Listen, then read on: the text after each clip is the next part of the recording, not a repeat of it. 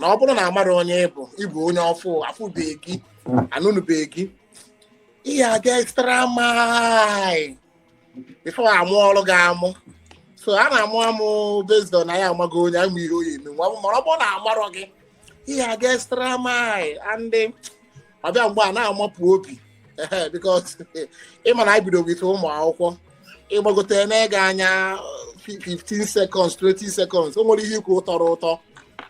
eme gị ka ọ pụọ ka atụtụ oge na steji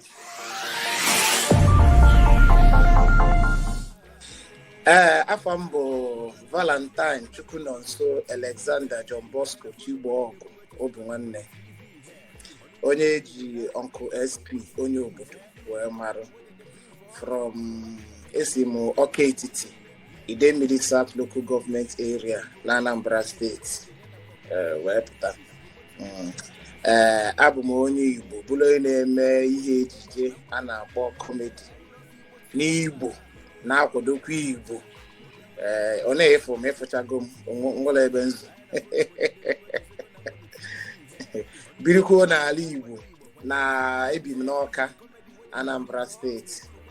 ebe a ka anyị si wee na-agbasazi ozi mba ụwa niile. Yes, anụgo m nwaanyị last 2 years 2020 jidekwa n'ofu nwa agụ onwe agụọ ya bụ ọgụọ gị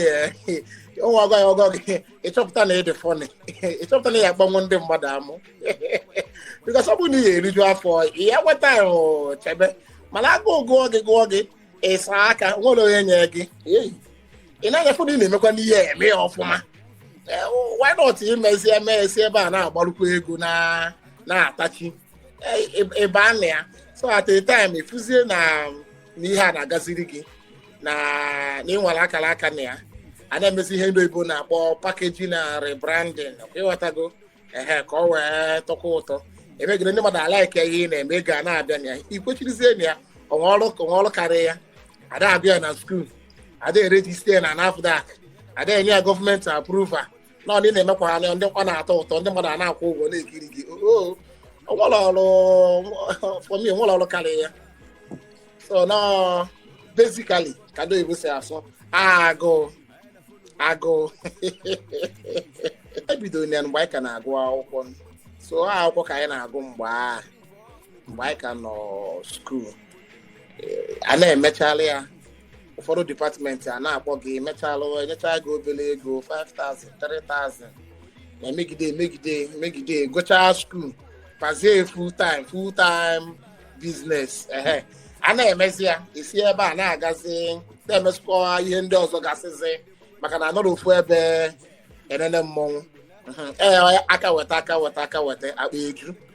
mana nke a bụ the basic thing anyị bụ ụzọ ebido from mgbe anyị nọ mahadum ebe a ka anyị nọ wee bido na-emezi ya na-emecharị ya na-eki na-agụkwa akwụkwọ na-emecharị ya na-agụ akwụkwọ gụchazie akwụkwọ bazie na ya full time mebezi ihe dị na ya ABCD Igbo dị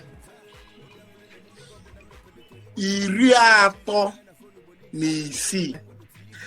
ọ na ha dị 36 iwepụ ya 8 36 minus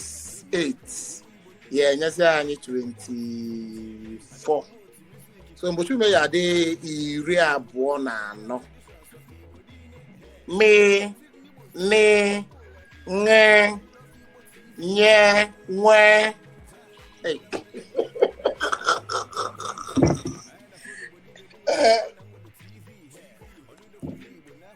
onye nnekwasaburu anya m ji wee bido nkara enekwasakwa anya kịta bụ basket mouth mgbe ahụ ọ ya bụ mfe na ihe ọ na-eme a na-atọ m so ofu ụbọchị sika m emenwukwa n'ihe a na ọ dịkwanụ m n'ime na ọyị nwezi the opportunity eme ya emegide aba skuul ebido ọ na-adaba even till date aka na-enekwasakwa ya anya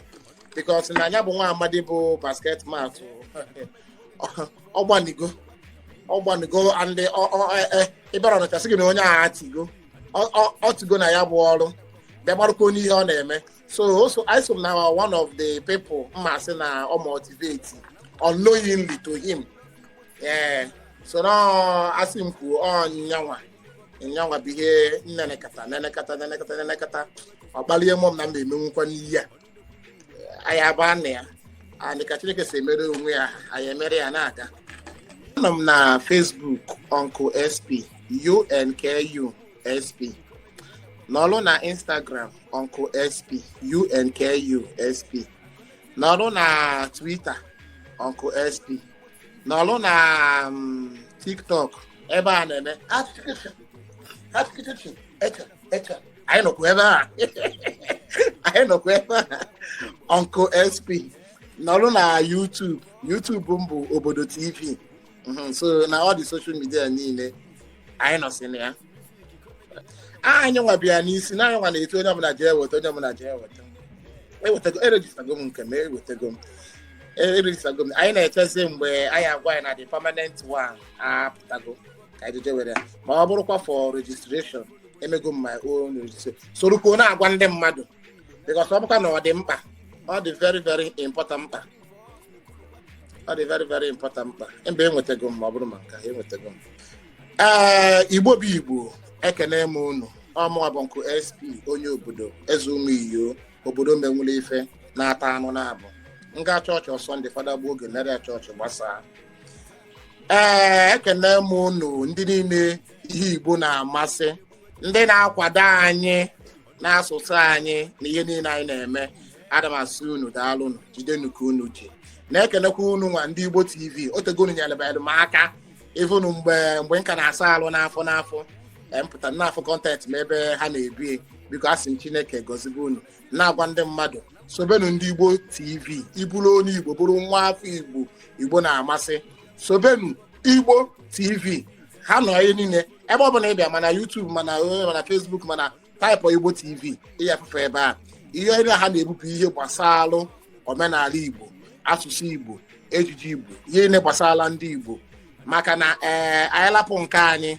onwekwa na onye ya achịkwa bịa, nke anyị dịkwa anyị n'aka. Ekene m unu.